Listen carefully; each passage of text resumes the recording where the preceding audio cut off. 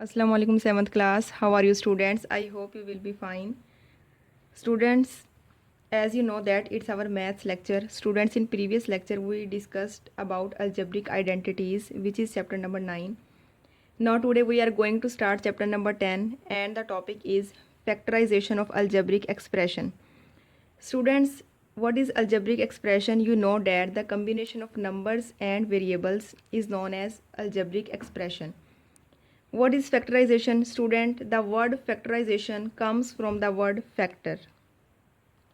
And the factor we can define as a number that divides an other number. बच्चों, एक number जो कि दूसरे नंबर को डिवाइड करता है, जो कि जिसे हम कहते हैं dividend, completely without leaving a remainder. बच्चों, एक नंबर जब दूसरे नंबर को डिवाइड करता है तो रिमाइंडर जो है अगर ज़ीरो आए तो then students that number is a factor of that number. तो बच्चों, जो नंबर होता है वो डिवाइडेंड का फैक्टर बन जाता है। For example students, I write here a number 30 and the factors of 30 are 2 multiply 3 multiply 5। Students, 2 3 are 6 and 6 5 are 30। बच्चों, अगर हम 30 यहाँ पे बच्चों डिवाइडेंड है और ये जो 2 3 एंड 5 बच्चों ये 30 के फैक्टर्स हैं। अगर हम 30 को डिवाइड करें 5 से, 5 6 आर 30।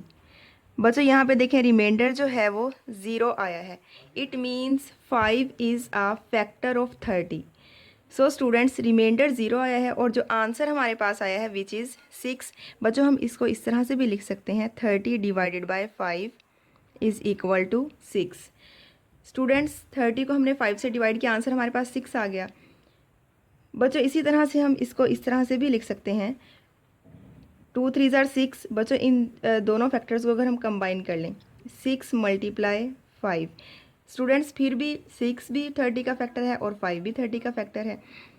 इसी तरह अगर हम इन दो नंबर्स को कंबाइन कर लें 3 5 आर 15 मल्टीप्लाई 2। बच्चों, ये दोनों नंबर्स जो हैं 30 के फैक्टर्स हैं। और अगर हम इन दो नंबर्स को कंबाइन कर लें 10 मल्टीप्लाई 3। बच्चों, फिर भी आंसर हमारे पास 30 आएगा। बच्चों, मैंने क्या किया है, दो फैक्टर्स को कंबाइन करके लिख दिया है। फिर भी ये जो नंबर्स मैंने लिखे हैं बच्चों ये 30 के फैक्टर्स हैं, ये 30 को कम्प्लीटली डिवाइड कर रहे हैं। बच्चों, ये तो हमने होल नंबर की बात की। बच्चों, अगर हम बात करें अलजेब्रिक एक्सप्रेशन की, for example I write here algebraic expression ABC। बच्चों, this is the algebraic expression containing only one term. So students, what are the factors of A, B, C? I write here A multiply B multiply C। बच्चों, जब हम इन तीनों को multiply करेंगे तो answer हमारे पास A B C आएगा। बच्चों, जैसे हमने यहाँ पे मल्टीप्लाई किया था तो 30 आया था। तो बच्चों, ये तीनों जो हैं वो A B C के फैक्टर्स हैं। बच्चों, कैसे? अगर मैं A B C को डिवाइड करूँ फॉर एग्जांपल A से, तो A से कैंसिल हो जाएगा और हमारे पास जो आंसर आएगा विच इज़ BC। ठीक है। इसी तरह बच्चों, इसके मैं कंबाइंड फैक्टर भी लिख सकती हूँ, जैसे मैंने ये लिखा है AB। Students, here AB multiply C and BC multiply A and AC multiply B। बहुत इसी तरह AB भी ABC का फैक्टर है और C भी ABC का फैक्टर है। इसी तरह से BC भी ABC का फैक्टर है और A भी ABC का फैक्टर है, सेम एज बच्चों ये। तो बच्चों, अब हमने ये अलजेब्रिक एक्सप्रेशन की बात की। बच्चों, ये तो हमारे पास एक सिंगल टर्म थी अलजेब्रिक एक्सप्रेशन में। बच्चों, अगर हमारे पास factorization by using algebraic identities, बच्चों फैक्टराइजेशन अब हमने करनी है अलजेब्रिक आइडेंटिटीज़ को यूज़ करते हुए। बच्चों, अलजेब्रिक आइडेंटिटीज़ आप पहले से पढ़ चुके हैं, जो 3 अलजेब्रिक आइडेंटिटीज़ हमने पहले जो है डिस्कस की हैं। बच्चों, इफ़ एन एक्सप्रेशन कंटेनिंग 2 और मोर टर्म्स, बच्चों यहाँ पे सिंगल टर्म थी। अगर कोई एक्सप्रेशन हमारे पास ऐसा हो जिसमें 2 और मोर टर्म्स हों, पोजेसिस अ कॉमन फैक्टर, और उन दोनों टर्म्स में जो है एक कॉमन फैक्टर आ रहा हो, मीन्स वो फैक्टर दोनों टर्म्स में हो, then that factor is a factor of each term. तो जो वो फैक्टर होगा वो हर टर्म का फैक्टर होगा। For example students, I write here XY plus XZ। बच्चों, आप देख सकते हैं कि XY प्लस XZ, बच्चों ये एक अलजेब्रिक एक्सप्रेशन है और इसमें आप देखें दो टर्म्स हैं। बच्चों आप देखें यहाँ पे x जो है वो इधर भी है, x इधर भी है, मतलब दोनों टर्म्स में कॉमन है। इट मीन्स कि x जो है वो हर टर्म को डिवाइड करेगा, मीन्स हर टर्म का फैक्टर होगा। x y को जब हम x से डिवाइड करेंगे तो आंसर y आ जाएगा, x z को जब x से डिवाइड करेंगे तो आंसर जो है वो z आ जाएगा। It means x is a factor of each of the term. So students x को हम कॉमन ले लेते हैं। Here I right y plus z। बच्चों x को मैंने बाहर कॉमन ले लिया और जो ब्रैकेट में हमारे पास आ गया which is y plus z। So students in this way if we have an other number which is p square q plus P Q square.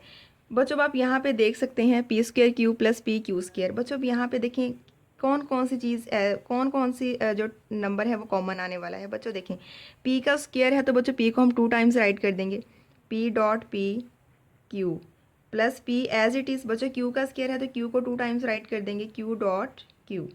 Students अब देखें यहाँ पे हमारे पास क्या कॉमन आ रहा है। बच्चों पी देखें इधर भी है इधर भी है। बच्चों पी को मैंने लिख लिया। अब देखें पी नेक्स्ट पी इधर है लेकिन इधर नहीं है, मींस दोनों में एक ही पी कॉमन है।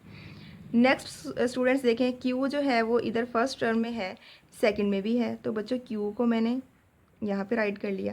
अब बच्चों क्यू जो है वो सेकंड टर्म में तो है लेकिन फर्स्ट में नहीं है, मींस दोनों टर्म्स में सिर्फ एक ही क्यू कॉमन है।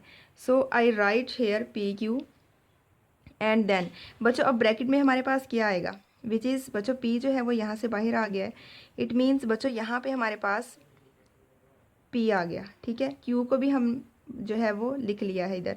बच्चों नेक्स्ट हमारे पास प्लस, बच्चों देखिए यहाँ से भी p भी बाहर कॉमन आ गया और q भी, तो बच्चों हमारे पास यहाँ पे क्या बचा है p प्लस q।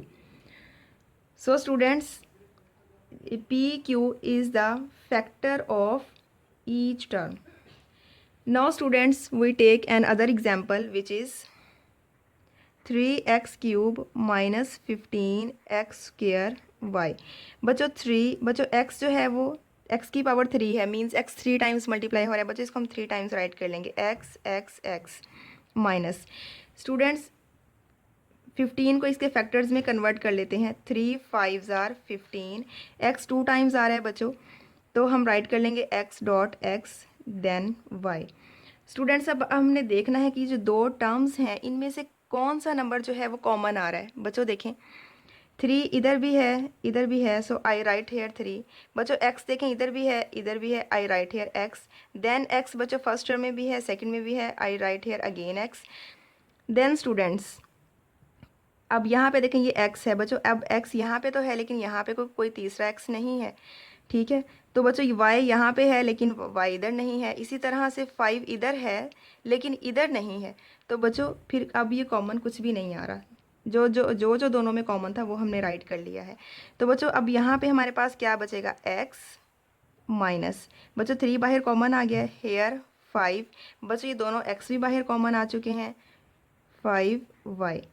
तो बच्चों इसको हम और किस तरह से लिख सकते हैं, आई राइट हेयर बच्चों 3। बच्चों x 2 टाइम्स आ रहा है, x का स्क्वायर लिख दें, देन x माइनस 5y। तो बच्चों इस तरह से जो अगर हमारे पास 2 या 2 से ज़्यादा अलजेब्रिक एक्सप्रेशन हो और उनमें दोनों टर्म्स में बच्चों कॉमन फैक्टर आ रहा हो, तो बच्चों उस कॉमन फैक्टर को बच्चों हम क्या करते हैं, बच्चों उसको हम extend over the bracket, means बच्चों ब्रैकेट से बाहर राइट कर देते हैं और जो बाकी नंबर बच जाता है उसको हम ब्रैकेट में लिख देते हैं। So students in this way you have to solve these questions. Okay students, good luck 7th class.